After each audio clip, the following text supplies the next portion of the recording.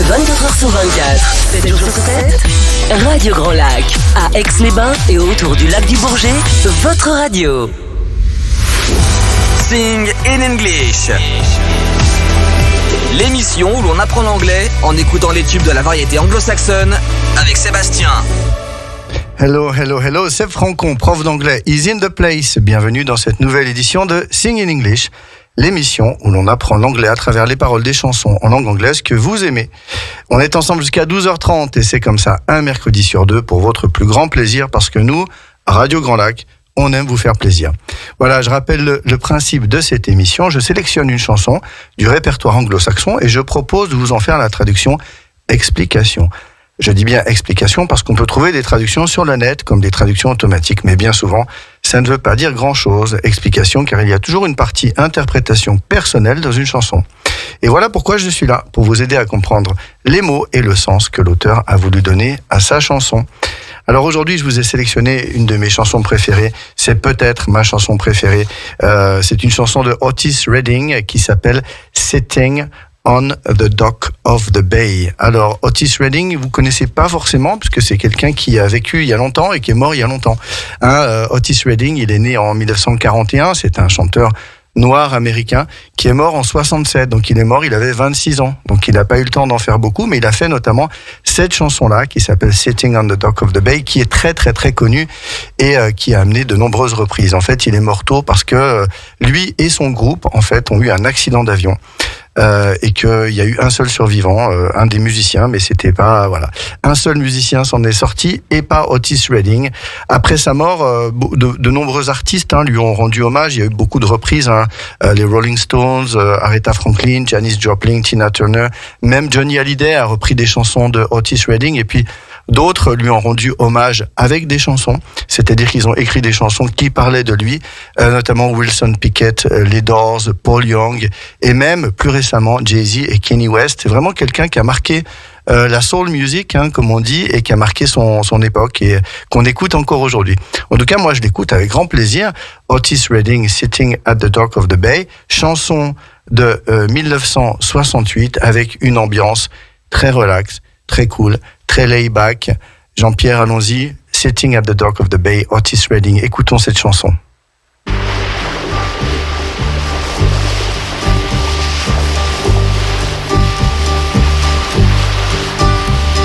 Sitting in the morning sun, I'll be sitting when the evening comes,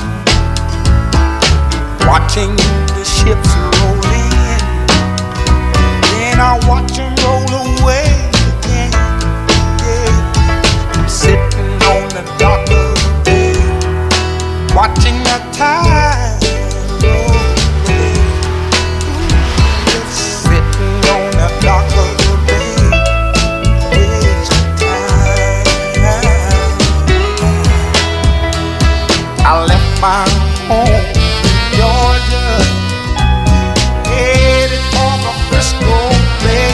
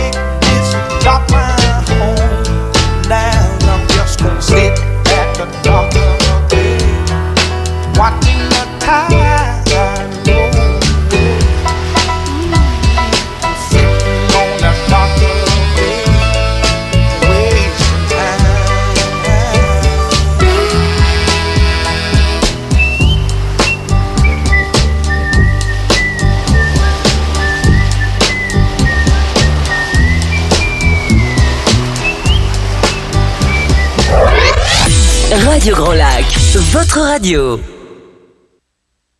Sing in English, bien entendu, avec cette chanson d'Otis Redding, Sitting on the Dock of the Bay. Vous avez entendu cette atmosphère-là. On entend les mouettes, on entend la mer. Et ce sifflotement à la fin, en fait, qui s'explique, j'ai fait des recherches, je ne le savais pas, mais par le fait qu'il est décédé avant d'avoir pu écrire le dernier couplet. Donc, en fait, ça a été remplacé, ce dernier couplet, par un sifflotement. Voilà. Allons-y pour l'étude des paroles de cette chanson, Sitting on the Dock of the Bay. Premier couplet, Sitting in the morning sun, I'll be sitting when the evening comes, watching the ships roll in, then I'll watch them roll away again. Yeah. Je rajoute le yeah parce qu'il est sur les paroles, donc il faut le dire quand même. Alors, sitting in the morning sun, alors le verbe to sit, être assis. Donc, assis au soleil du matin.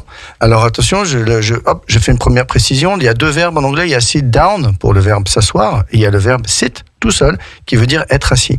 Donc là, il est bien en position assise au soleil du matin. I'll be sitting when the evening comes. Je serai toujours assis. I'll be sitting when the evening comes, quand le soir viendra. Alors là, attention, il y a un point de grammaire là qu'il faut expliquer. I'll be sitting, pourquoi pas I'll sit?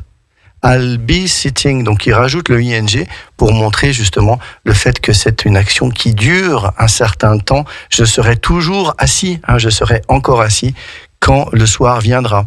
When the evening comes. Tiens, il dit pas when the evening will come. C'est pas une erreur, En fait, après le when, conjonction, on met pas de will. D'accord? Donc, on met du présent simple. Quand le soir viendra, when the evening comes. ES. D'accord? Voilà. Donc, je serai toujours assis quand le soir viendra. Watching the ships rolling. Je serai toujours assis à regarder, à observer. Le verbe to watch, c'est regarder, c'est observer, c'est aussi surveiller, le verbe to watch. Pour les plus âgés d'entre vous, non, pour ceux qui ont mon âge, j'ai regardé à l'époque Alerte à Malibu. Vous vous souvenez? Le vrai titre, c'est Baywatch. Baywatch, c'est ceux qui surveillent la baie. D'accord? Donc le verbe watch, c'est le verbe observer, mais c'est le verbe surveiller. Donc watching the ships rolling, regarder les navires de ships, S-H-I-P, d'accord? À pas confondre avec les chips, qui sont les frites. Watching the ships rolling, à regarder les navires rentrer dans le port, puisqu'on a le in qui veut dire rentrer, venir, et puis roll. Alors là, c'est marrant parce qu'ils utilisent le verbe to roll, qui veut dire rouler. Donc c'est très imagé. Il regarde, en fait, il est en train de regarder les navires qui sont en train de rentrer au port en roulant, donc on va dire en tanguant, d'accord? Watching the ships rolling, il y a tout ça dans cette phrase.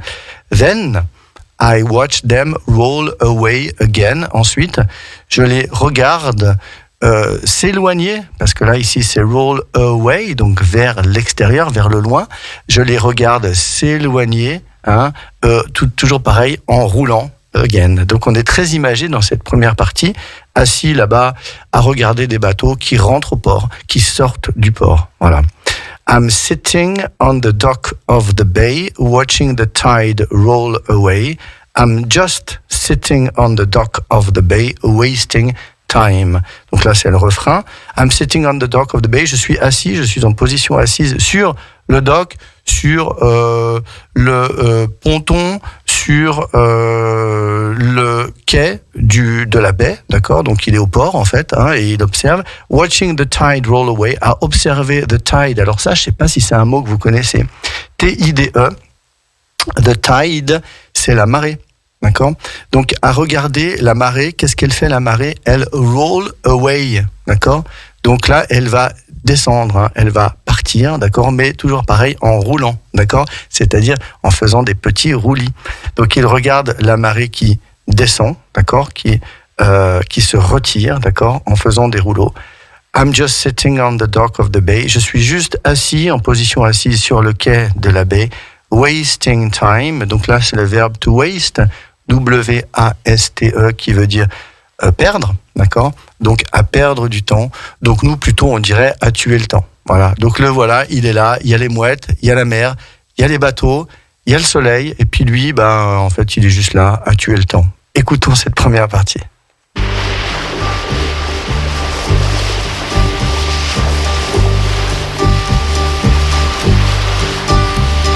Sitting in the morning sun,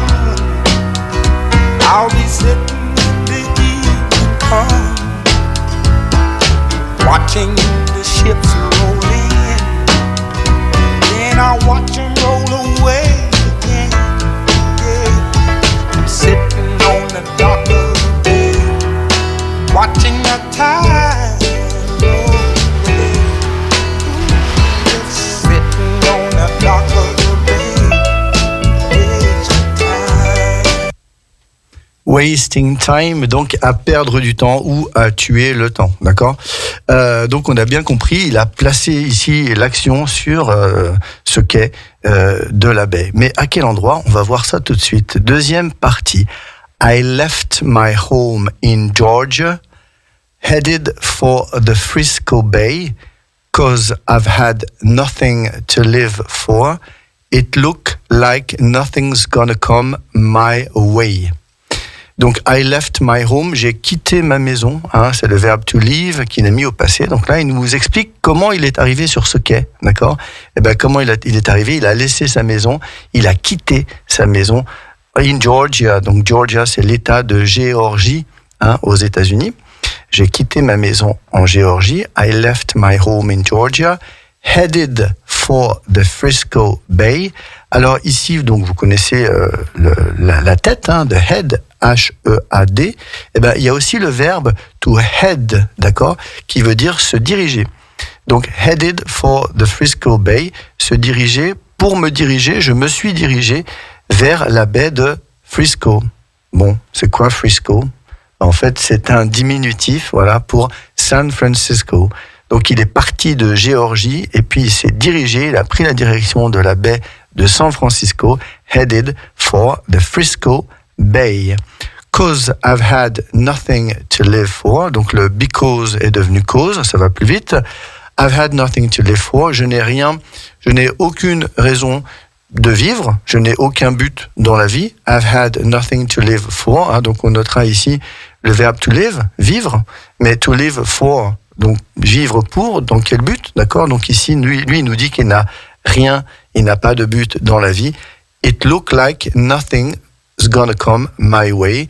Donc il semble que, c'est le verbe to look like, sembler, apparaître, avec une petite faute de grammaire ici, puisque normalement après le it, le verbe doit être suivi au présent simple d'un S, donc it looks like, il a oublié ici, il l'a pas dit. Bon, lui il dit juste it look like, nothing's gonna come my way, rien ne va se présenter à moi, rien ne va dans mon sens, rien ne va venir me trouver, nothing's gonna come my way, donc ça c'est une expression, en fait rien ne va se présenter à moi, ça veut dire il n'y a rien pour moi ici-bas, d'accord ? Il n'y a rien pour moi, I've had nothing to live for, it looks like nothing's gonna come my way, rien ne va se présenter à moi. Et il reprend ensuite le refrain, I'm just gonna sit on the dock of the bay, watching the tide roll away. I'm sitting on the dock of the bay, wasting time. Alors, rien de nouveau, je suis juste assis sur le quai de la baie à regarder la marée qui se retire en faisant des rouleaux. I'm just sitting, je suis juste assis sur le quai de la baie à tuer le temps, à perdre du temps. D'accord ? Donc, dans cette deuxième partie-là, on avait la première partie où on le voyait, la deuxième, il nous explique en fait pourquoi et comment il en est arrivé là. Et puis ensuite, on va écouter la suite parce que cette histoire, elle est passionnante. Mais que fait-il là, cet homme ? Allons-y. I left my home in Georgia, headed for the Frisco Bay. I've had nothing to live for, look like nothing's gonna come my way. So I'm just gonna sit on the dock of the bay, watching the tide roll away. Sitting on the dock of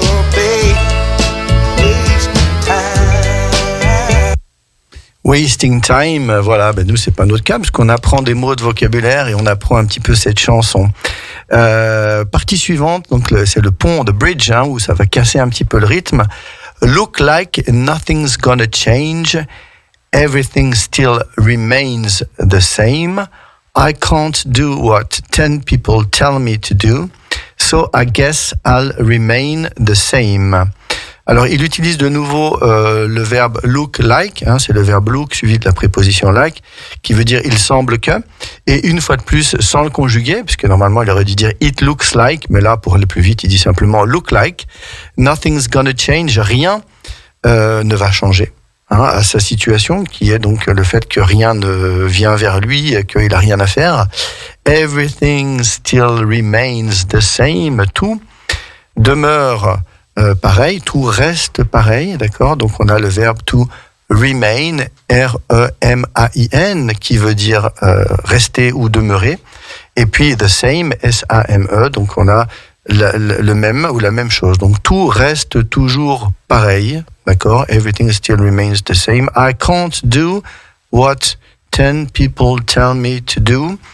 Je ne peux pas faire ce que 10 personnes me demandent de faire. 10 people tell me to do, me disent de faire. Ça, il sait pas faire. So I guess I'll remain the same. Donc, je suppose, puisque c'est le verbe to guess, G-U-E-2-S, qui veut dire deviner, mais qui veut dire aussi supposer, d'accord? Quand on dit I guess, ça veut dire je suppose. Donc, je suppose que I'll remain the same, je demeurerai, je resterai le même, je resterai pareil, d'accord? To remain, qu'il a utilisé cette fois-ci, non pas pour parler de tout, mais pour parler de lui. Tout restera pareil, je resterai pareil. Donc du coup, pourquoi ne pas rester sur ce quai, sur ce dock dans la baie? Pourquoi pas? Écoutons cette partie.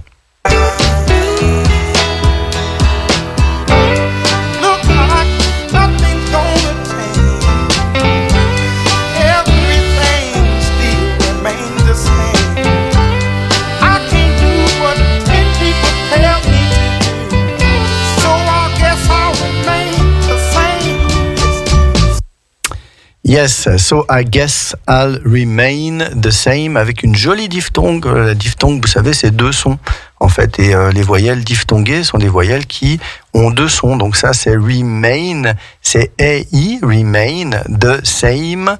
Donc ça, c'est la même diphtongue qui fait que, finalement, on a des rimes, change, same, remain. Voilà, donc on a une chanson où il y a des rimes, c'est encore mieux. C'est pas souvent le cas en anglais, puisque c'est une langue accentuée, donc du coup, il se permet de pas faire de rimes. Lui, il en a fait quelques-unes. Et c'est encore plus joli. Alors, dernière partie de la chanson.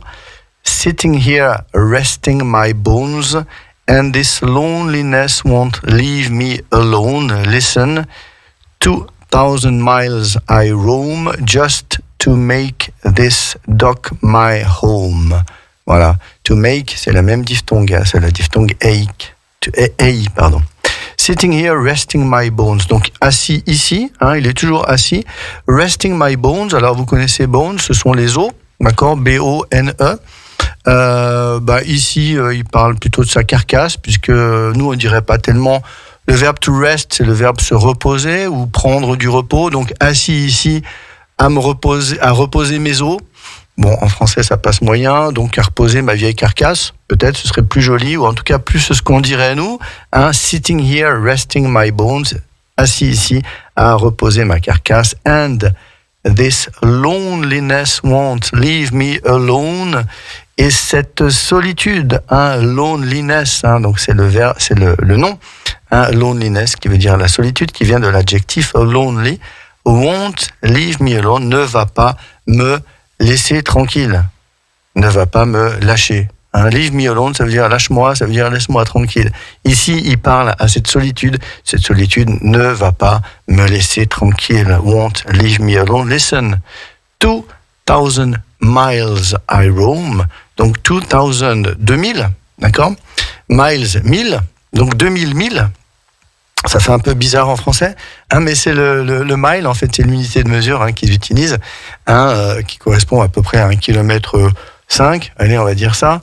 Donc 2000 miles, 2000 miles I roam. Alors le verbe roam, qui s'écrit R-O-A-M, je suis pas sûr que beaucoup d'entre vous le connaissent.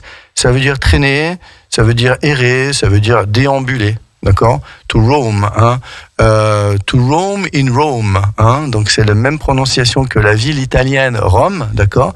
Mais sauf que ça s'écrit R-O-A-M et c'est le verbe déambuler. Donc ici, il dit, J'ai erré ou j'ai déambulé pendant 2000 miles, d'accord, on va le dire en anglais. 2000 miles I roam just to make this dock my home. Juste pour que ce dock, que ce quai devienne ma maison. D'accord? Just to make this dock my home. Ben, finalement, juste, j'ai marché pendant 2000 miles pour finalement finir ici, là, sur ce quai, et puis que ça devienne ma maison. Voilà. Donc, on voit bien l'idée, hein, c'est que il est parti de Géorgie. Il avait pas grand-chose où aller, donc en général, qu'est-ce qu'on fait? On va vers l'ouest, hein, c'est ça l'idée. Hein, et donc à l'ouest, il est arrivé au bout de l'ouest, c'est San Francisco. Au bout de San Francisco, il y a le quai. Et puis après, il y a la mer. Et du coup, il a décidé de s'y installer. Voilà où il est. Et puis, il s'y flotte, et puis il regarde les mouettes, et puis il regarde les bateaux. Voilà. C'est plutôt pas mal, hein, comme idée, quand il fait beau. Alors, now, et la fin, I'm just gonna sit on the dock of the bay, watching the tide roll away, sitting on the dock of the bay, wasting time. Donc ça, c'est le refrain. Simplement ici, pour vous faire remarquer, quand vous allez l'écouter pour la dernière fois, ce refrain, l'accentuation des mots. Ici, il y a beaucoup de mots qui sont dits, mais finalement, lui, il va accentuer de manière à parler anglais, puisqu'on accentue des mots, on désaccentue des autres. Donc, il va dire « I'm gonna sit at the dock of the bay, watching the tide roll away, sit on the dock of the bay, wasting time ». Donc, les mots accentués sont ceux qu'on entend, les mots désaccentués sont ceux qu'on n'entend pas, et c'est ce qui donne justement le rythme et la prosodie, c'est-à-dire la musicalité de cette langue, et c'est ce qui fait dire à pratiquement tous mes élèves « Ouais, de toute façon, on peut pas les comprendre, ils mangent les mots. » En fait, non, ils accentuent, donc ils désaccentuent. Écoutons Otis Redding, la dernière partie de la chanson.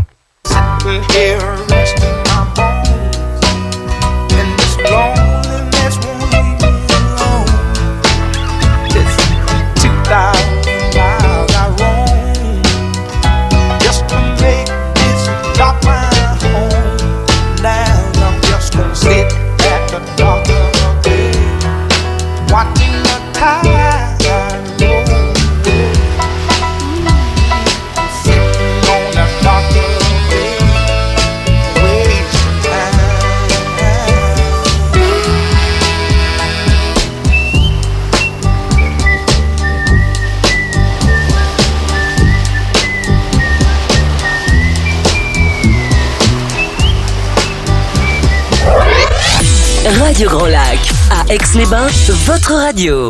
Et oui, Sitting on the Dock of the Bay, on a vu, on a écouté, on a compris maintenant toutes les paroles de cette chanson, de cette personne qui passe son temps à regarder les bateaux, à s'y flotter sur la baie de San Francisco, Frisco. Je vais profiter des quelques secondes qui me restent pour faire un petit récap du vocabulaire qu'on a vu. Alors, une différence importante entre to sit et to sit down. Hein. To sit down, c'est un mouvement, en fait, vers le bas pour s'asseoir. Et le verbe to sit, c'est la position, c'est être assis. Quelques mots de vocabulaire, the tide, T-I-D-E, donc qui veut dire la marée. Le verbe to waste, W-A-S-T-E, qui veut dire perdre, qui veut dire gâcher. Hein, to waste time, c'est perdre du temps, c'est gâcher du temps. On utilise aussi la même chose avec money. Hein, to waste money, perdre de l'argent ou gaspiller. D'ailleurs, ce serait la meilleure traduction, gaspiller de l'argent. On a vu ici on the dock of the bay, un petit rappel sur les prépositions. Donc in the morning, in the afternoon, in the evening, ça c'est pour dire les périodes de la journée, mais on dit par contre at night, hein, et on dit at the weekend. Et souvent c'est difficile de choisir la bonne préposition. Est-ce que c'est in, est-ce que c'est on, est-ce que c'est at? Souvenez-vous que pour les périodes de la journée c'est in, sauf pour la nuit puisque ce sera at night. Voilà. Le verbe to watch qui veut dire observer, d'accord, regarder, mais plus dans le sens observer, mais qui veut dire aussi surveiller. Weight Watchers, hein, pour ceux qui connaissent, donc c'est ceux qui surveillent le poids, en fait, les Weight Watchers, voilà. To guess qui veut dire deviner ou supposer. To head for qui veut dire se diriger, hein, to head for, ça veut dire se diriger quelque part. Et puis on a vu aussi le verbe to look like, hein, donc qui veut dire sembler ou apparaître que. Ou apparaître, hein, il semble que, ou apparaître, voilà. Donc ici, quelques mots de vocabulaire pour cette chanson, et puis tout le reste, c'est du c'est du bonheur, c'est du sifflotement, c'est des mouettes. Et puis comme nous, on est à Aix-les-Bains, nous aussi, on a les mouettes. Donc il va être temps pour moi d'aller les voir. Merci à tous de votre écoute. Je vous souhaite une très très bonne journée. On se voit dans 15 jours. Et puis à l'écoute de Radio Grand Lac, vous aurez à 13h l'émission Destination Bien-être animée par Anaïs et une invitée. Restez à l'écoute de Radio Grand Lac. Et see you in 2 weeks. Bye bye.